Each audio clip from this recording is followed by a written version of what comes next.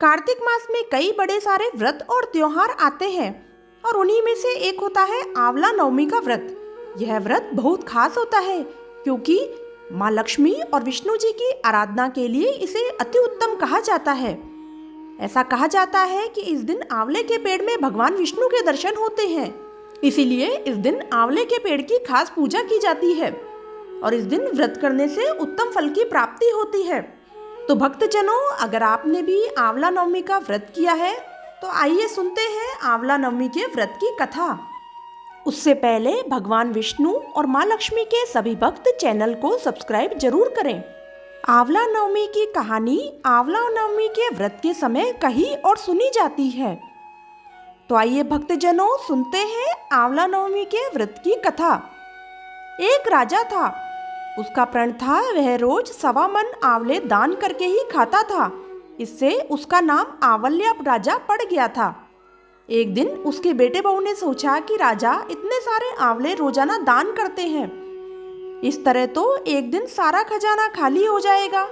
इसीलिए बेटे ने राजा से कहा कि उसे इस तरह दान करना बंद कर देना चाहिए।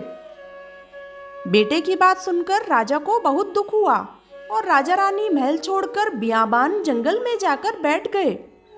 राजा रानी आंवला दान नहीं कर पाए और प्रण के कारण कुछ नहीं खाया। जब भूखे प्यासे 7 दिन हो गए तब भगवान ने सोचा कि यदि मैंने इसका प्रण नहीं रखा और इसका सत नहीं रखा तो विश्वास चला जाएगा। इसीलिए भगवान ने जंगल में ही महल, राज्य और बाग बगीचे सब बना दिए और ढेरों आंवले के पेड़ लगा दिए। सुबह राजा रानी उठे तो देखा कि जंगल में उनके राज्य से भी दुगना राज्य बसा हुआ है। राजा रानी से कहने लगे, रानी देख, कहते हैं सत मत छोड़े, सूरमा सत छोड़िया पत जाए, सत की छोड़ी लक्ष्मी फेर मिलेगी आए।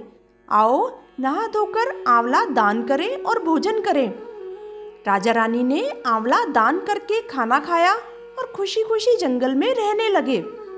उधर आंवला देवता का अपमान करने और माता पिता से बुरा व्यवहार करने के कारण बेटे बहू के बुरे दिन आ गए। राज्य दुश्मनों ने छीन लिया, दाने दाने को मोहताज हो गए और काम ढूंढते हुए अपने पिताजी के राज्य में आ पहुंचे। उनके हालात इतने बिगड़े हुए थे कि पिताजी ने उन्हें बिना पहचाने हुए काम पर रख लिया। बेटे बहू सोच भी नहीं सकते थे कि उनके माता पिता इतने बड़े राज्य के मालिक भी हो सकते हैं, सो उन्होंने भी अपने माता पिता को नहीं पहचाना।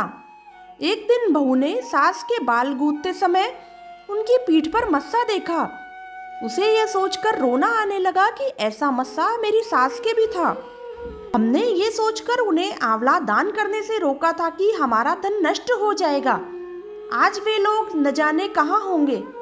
यह सोचकर बहू को रोना आने लगा और आंसू टपक टपक कर सास की पीठ पर गिरने लगे। रानी ने तुरंत पलटकर देखा और पूछा कि तू क्यों रो रही है।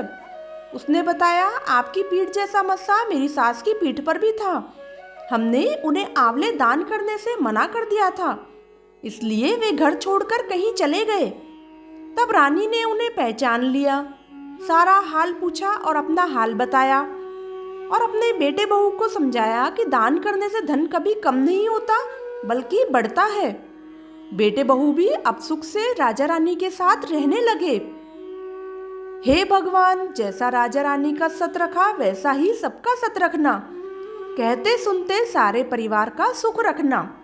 तुलसी माता आप सभी का कल्याण करे, इसी कामना के साथ चैनल को अगर अभी तक सब्सक्राइब नहीं किया है तो इसे सब्सक्राइब जरूर करें। धन्यवाद।